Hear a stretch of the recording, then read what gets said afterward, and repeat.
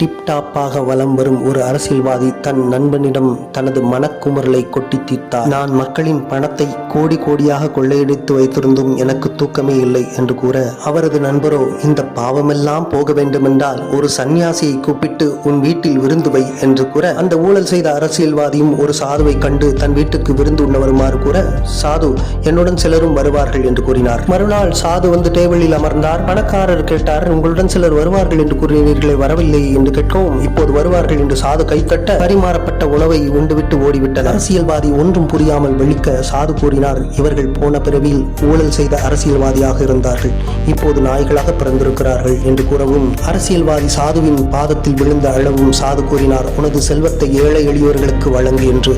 அவரும் அதுபோலவே செய்தார். அந்த நாய்கள் எல்லாம் நினைத்தன, ஊழல் செய்த அரசியல்வாதியாக இருந்த எங்களுக்கும் ஒருவர் வழிகாட்டி இருந்தார், நாங்களும் இப்படி நாய்களாக பிறந்திருக்க மாட்டோமே என்று.